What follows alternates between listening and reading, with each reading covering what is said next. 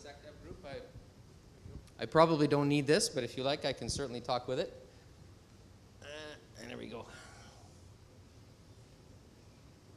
So all of you might be asking yourself a question: why is someone who's actually got a background in sociology and cybersecurity going to be talking to a conference that principally was talking about healthcare and the future of education in Quebec? One of the things that probably ties it all together, if you look at the program, is that just about every topic you talked about today, whether it was reform in healthcare, whether it was the PhD bubble, whether it's how you use data in health statistics, really revolves around one thing, and that is the collection, processing, and exploitation of data. We live in an era where data rules king. It drives policy, it drives academia. You are trained as data scientists regardless of whatever formal education you get at university. The problem is that while data can help support better decision making, both on the scientific side and the policy side, it also has a darker side. All of you probably in the last few months have read The Guardian, The New York Times, and have seen the disclosures about the NSA, the government, probing into private data. So my talk will take a flip side at this, and I named it whizzically, How I Stopped Worrying About Big Brother and Learned to Love the Internet Again, or why is it that big data is actually good for democratic societies? Bear with me. The next half hour that keeps you and your closing drinks will hopefully be entertaining and hopefully a little bit educational. So one of the things that is typical for societies that live in revolutionary times is the fact that they don't actually know that they're living through revolutionary times. All of you have grown accustomed to the fact that you have Twitter, you have YouTube, you have Facebook, you have computers, you have cell phones, all the sort of crudities of your life. But what we don't really realize is just how fundamentally these technologies are actually changing, not just societies, but the relationship between societies, meaning governments, and citizens. The social contract is being rewritten at a very fundamental level and in ways which we have yet to truly plumb and understand. If we look at the fact that only 20% of all Africans have access to bank accounts, and yet more than 50% of the world's online banking happens in Africa, you recognize the fact that one of the things that was distinctive of a state, the ability to give a value to money, an ability to price labor, goods, and control it, suddenly has been devolved away from the institutions that we have formally constituted to act as containers of this to individuals and networks of individuals that go across national jurisdictions. These technologies, these powerful social movements, have brought us what we might consider positive social and political change in places such as the Maghreb. But they've also made possible the atomistic violence that we saw sweeping across British cities in 2011, where individual young people armed with BlackBerries were able to outmaneuver security forces, creating smash and grab files. Moreover, these technologies are also forcing us to start to face pretty fundamental rights that we take for granted in society. Now here's a really interesting picture that was taken in the 1920s. In Canada, it was only until 1872 that the right to strike was not considered to be illegal. Up to today, it's still not considered to be a constitutional right, but we see strikes as something that labor can take against management when they have some kind of issue with them. So here you're looking at workers who are standing in front of a brick and mortar building. If I wanted to cross that picket line, I couldn't. Why?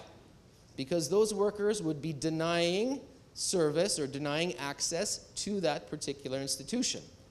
Now, what if that institution was Amazon.com? What if those workers were workers that worked for a virtual institution? Would those workers launching a denial of service attack against Amazon as a way of preventing that business operating not also be an expression of labor rights? Now, I'm not advocating denial of service attacks as being a legitimate form of labor unrest. However, the point is that one of these rights we've now enshrined or at least normalized and recognized as something which is accepted in society.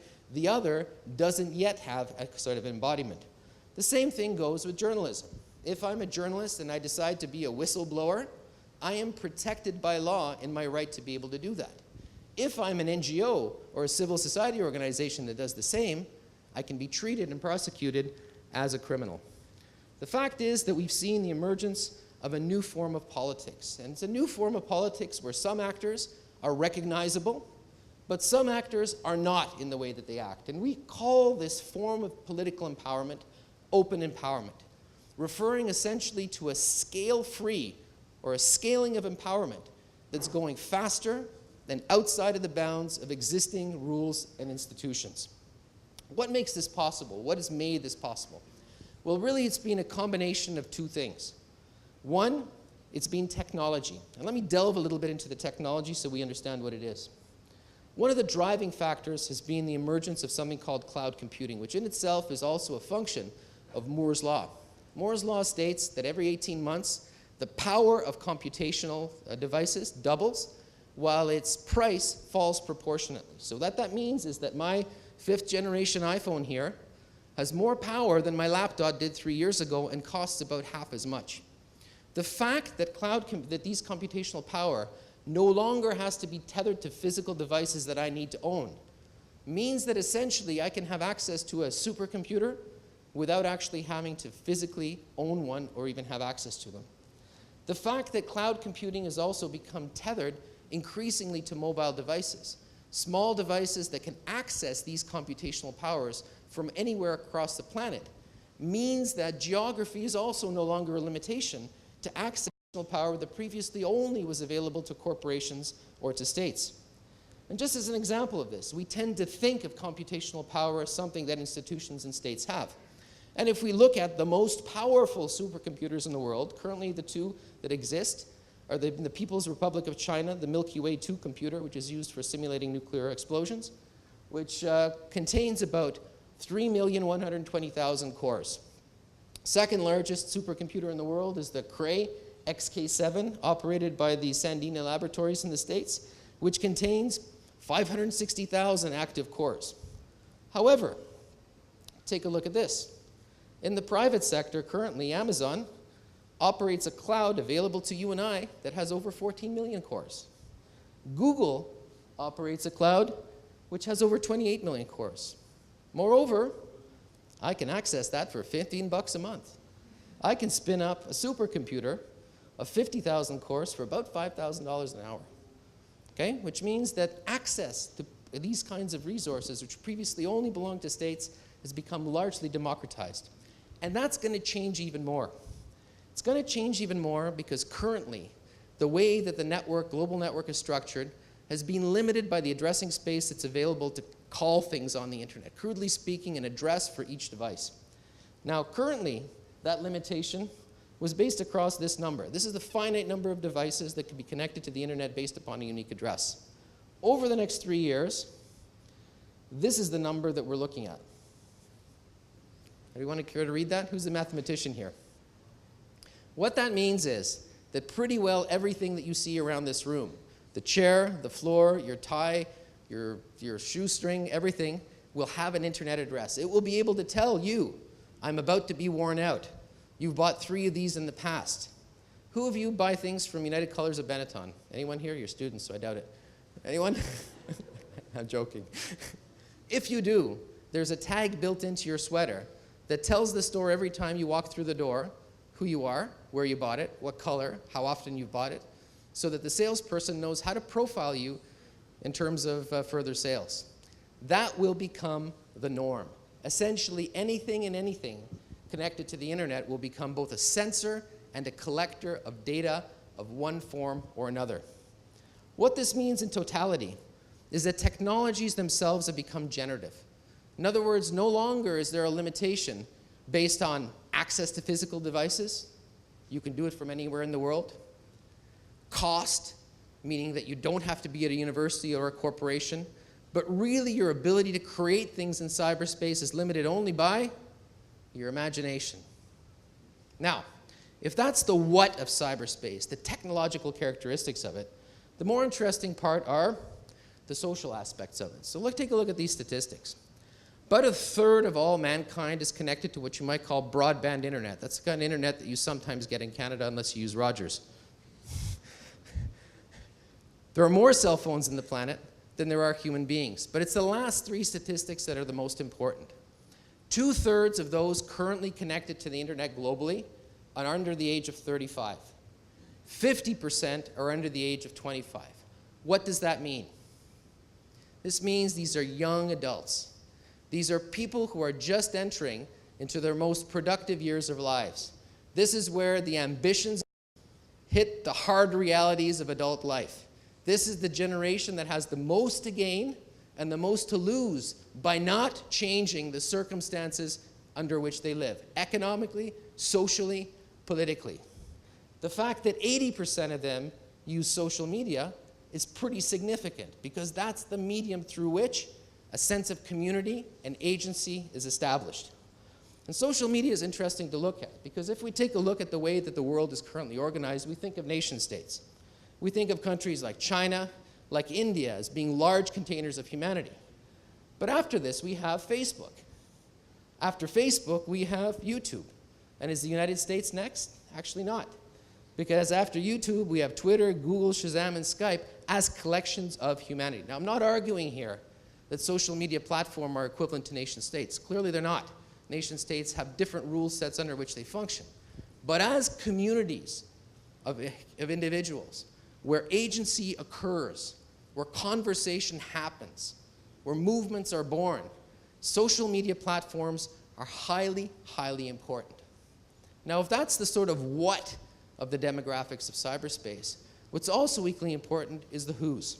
So who is cyberspace? Well, here's the face of cyberspace. The United States currently makes up about 11% of the population of cyberspace. Europe and North America are about 40% and declining. The center of gravity of cyberspace is shifting to the south and to the east. And it's not shifting just to the high number countries like India and China. It's actually shifting to the smaller developing world. In fact, statistically, 3 out of 5 new internet users are coming from countries that are either considered to be fragile or failed. So what that means is that the very demographic that is most becoming connected in cyberspace is that which has the greatest motivation for change in its life. So if we want to ask ourselves, why do we see Tahrir Square? Why do we see street riots in Brazil? Why is it in these countries that we see movements using this technology as a way of advocating for political change? It's because the motivation and the technology confluence come together in a very powerful mixture. Now, here's a picture that I took in 1998 when I was a member of the advanced team setting up the MONUC mission in the Congo. I arrived in this refugee camp just over the border from Rwanda, and probably I was the only person in 200 kilometers with any kind of transmitting or receiving device. Flash forward to last year, and this is what you would like to have seen across the Maghreb. Ad hoc situation rooms staffed by citizenry using consumer-level computing and communication devices in order to organize and effect a large range of social activities. Probably nowhere have all of these things that I've just talked about really come together more than in the case of the Syrian conflict, which I would argue is the poster child of the very first civil war to be fought in the full glare of cyberspace. Now, prior to the war, Syria had approximately 14 million people connected to the internet using cell phones. That's out of a population of 20 million people. Here's the interesting fact, that in the last 3 years, more than 400,000 new subscribers to the internet and cell phone have come into being. Now, this isn't a country that's had over 2 million people, refugees, and about 6 million people internally displaced, large infrastructure destruction, catastrophic loss of life, as well as livelihoods. Why are people subscribing to the internet? Anyone? Because if any of you have spent any time in a war zone, you'll realize that knowing what's going on around you, is my family safe? Should I go outside? That very, very essential knowledge is just as important as access to food, water, and shelter.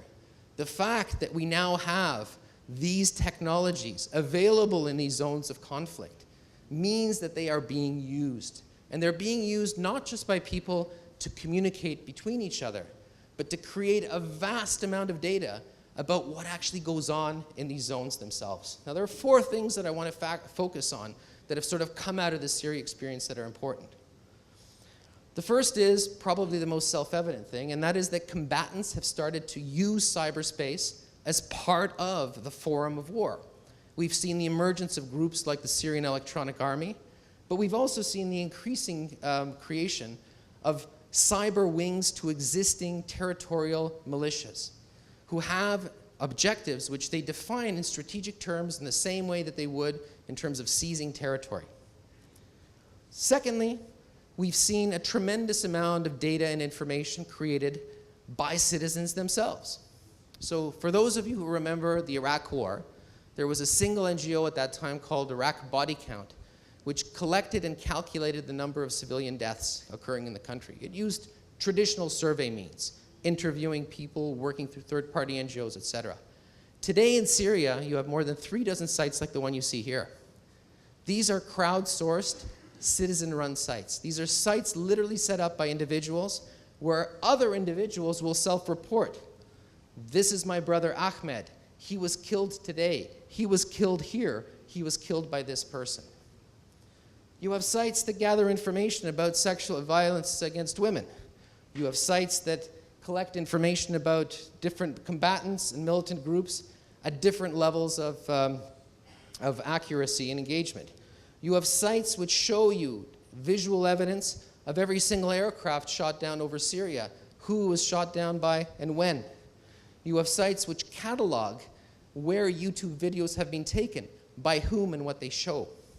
You also have sites such as this, which was created by a clever Danish architect who created a robot that crawled through the totality of Syrian cyberspace and picked up every single photograph of an individual holding an FNFAL rifle and then geolocated it.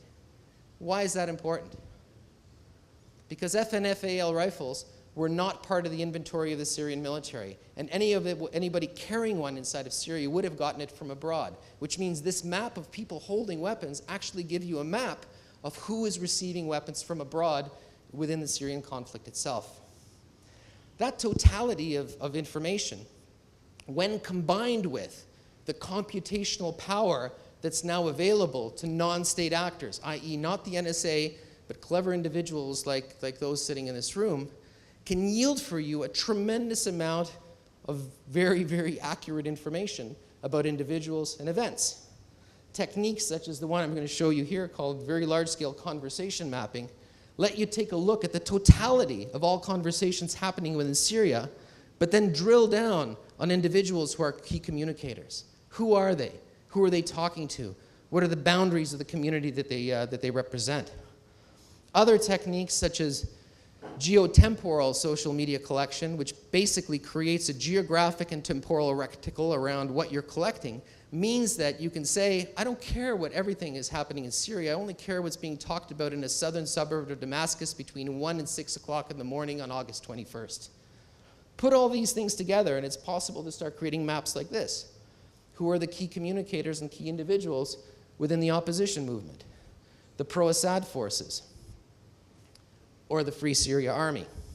It means that you can go very quickly from a single tweet of a group saying, we have access to a manpad, to being able to say, I know where that is. It's this area here. Let me search around and see if I can see someone posting online a picture of a SAM-7 and find this guy. Does he have a battery? Yep. Does he have a grip stock? Yep. And I got a pretty good picture of him. So you can go from an abstract piece of social media to something highly, highly targeted pretty well from zero to hero very quickly. You can use social media, for example, analysis exploitation, to navigate or to narrate the conduct of military battles, the relationship between different armed groups and actors, their geographic location, the conduct of their movement on the ground, or, for example, being able to map conversations among refugee communities located in different countries at different levels. Effectively, you can create targeting of individuals as well as a targeted engagement. That also opens up an opportunity for outside actors to be able to intervene in these conflicts by providing assistance, by providing help, even though they may not be located within the actual zone of conflict itself. Now, all of these capabilities, all these kinds of trends have not gone unnoticed by states. And certainly one of the greatest trends that we've seen over the last few years has been the attempt to start creating borders in cyberspace. In other words, the reassertion of state authority over a space which is somehow managed over the last 20 years to be able to ignore it.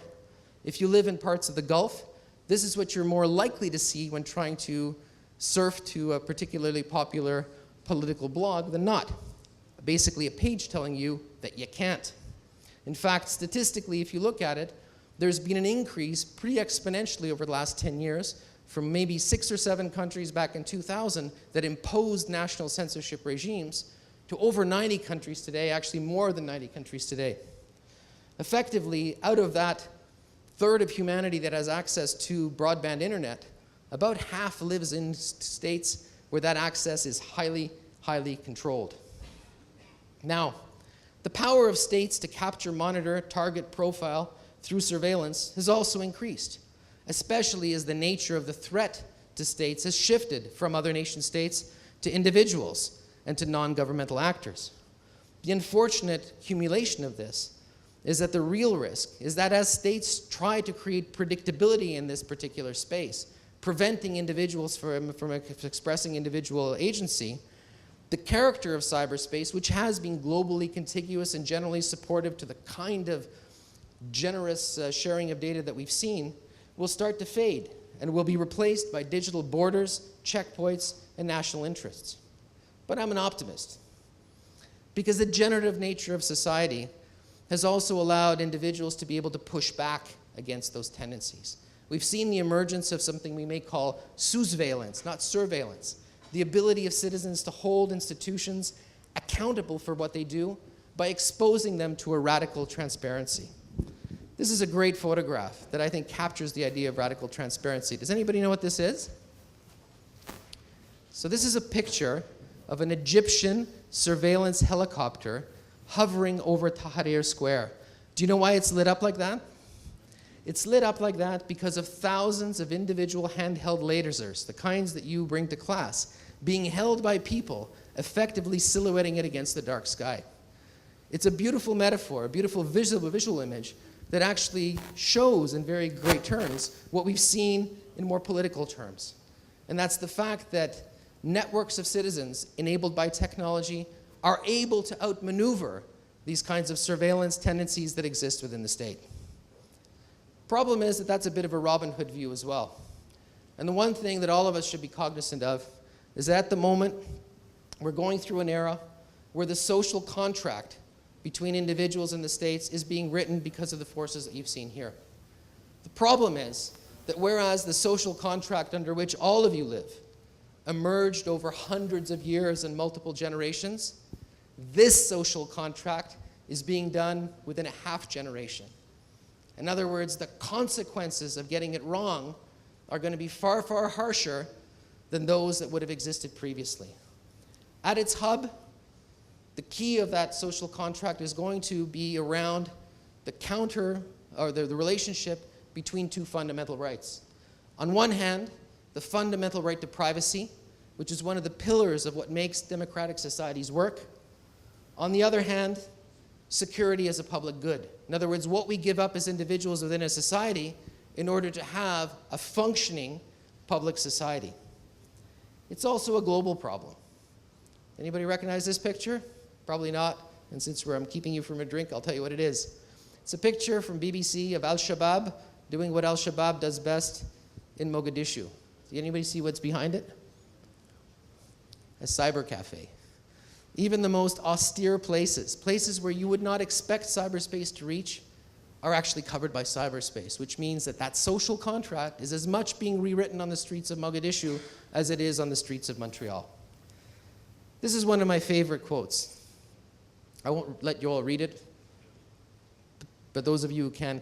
It actually comes from an American writer called H.G. Wells, who basically postulated back in 1937 the emergence of a world brain. In other words, a networking of knowledge that would somehow unite all of humanity together.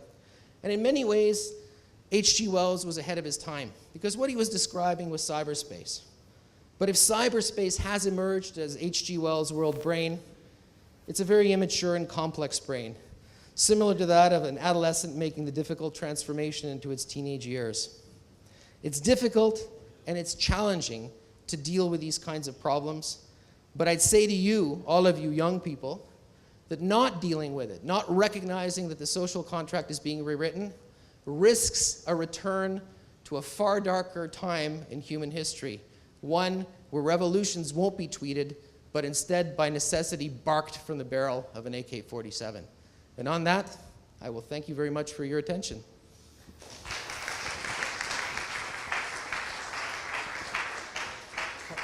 Thank you very much, Rafal, for a fascinating and perhaps eye-opening talk about how we can use and how technology is used today. Any questions from the audience? We might have time for one or two quick questions. Yes. Thank you. That was really fascinating. We often hear in the news about the whole loss of privacy because, as you said, Benetton can know exactly what we bought, when we bought, et cetera, et cetera, et cetera. Couldn't an argument be made that as more and more people are a part of this web, we actually begin to gain our animosity back in that we just become a number of 6 billion people? It's like saying you walk into Benetton, but all they know is what you bought. They don't know anything about you. They're just, you understand what I mean? It's like, yeah. No, I think I'm being anonymous because I'm such a small part of a huge...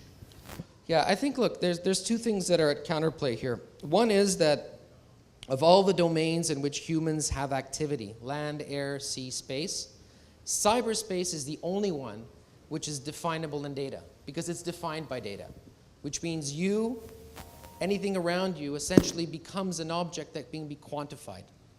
At the same time as that quantification takes place, you're right. The way that we choose to be quantified is different, perhaps, than the way that we would be quantified if we were done in descriptive terms in previous parts of human history. So it's true that, to some extent, what we're faced with is a redefinition of privacy, where on one hand, just like with the medical sciences, we are becoming known beings down to our genetic level, but at the same time, we're an abstraction of the beings that we are at the private level. In other words, who we are at the soul, if you like. And I think that's something where privacy advocates and those who deal with big data science have not yet fully explored, is exactly what that character of privacy in this new quantified era is going to look like. In the medical sciences, there are ethical barriers to it.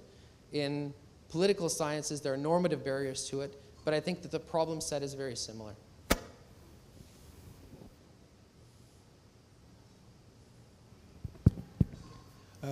We have maybe time for one last question. Yep. Hi, just a quick question. It seems unusual to be talking about privacy and the definitions thereof when people are on Facebook and so actively giving that up and sharing it with the world. So how does that actually fit into the picture when on a very broad level we're willing to give that up and offer it for anyone that has an interest? Yeah, and the question then becomes, does a 14-year-old actually read the terms of service that they sign when they get onto Facebook? Does anyone ever? And that is part of the problem, that we live in a highly legalistic culture where we've ceded to legalism things which are actually normative in terms of their character. You know, there's an interesting proposal that's come out of France within the European Union in the last 3 years, which is that for anyone under the age of 18, they should have the right to be forgotten. In other words, that their digital history can, up to the age of majority, essentially be erased in order to account specifically for that. They're not within a position to be able to make a conscious decision about what they expose or don't expose about themselves. And these are interesting and extremely important questions. Just to follow up on that, is that even possible? How can you erase something that is already cached in probably hundreds of other computers? It's not impossible, but it would be highly problematic.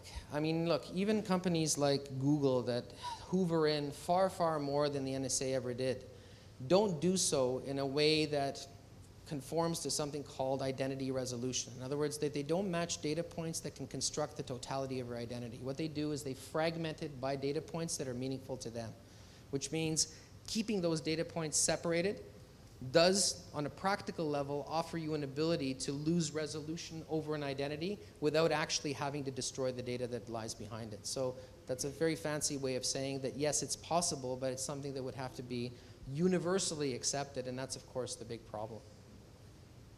So I may not be able to quantify all of cyberspace, but I can certainly quantify what a closing drink looks like. So Thank you, Rafal, very much for a great talk.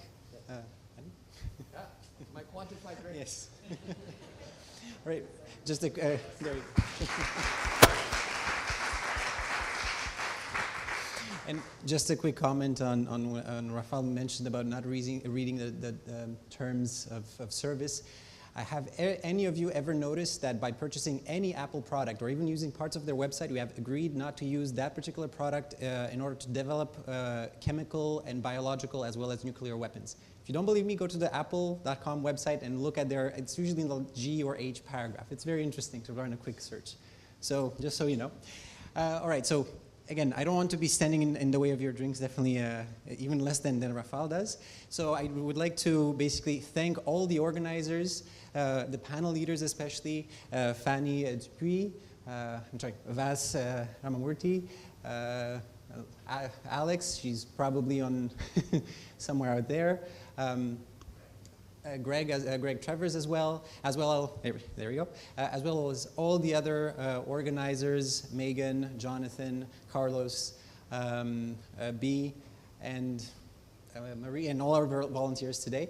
There's all of you guys that are interested, you can go to our website or maybe talk to some of us. You can volunteer for next year if you're interested in developing the conference any further. And obviously, I would like to thank again our sponsors. Again, we don't have the setup, but you have them at the back of your pamphlets. Every single one of you should still have a blue and white coupon. That's for one free drink, and obviously there's hors d'oeuvres in the back.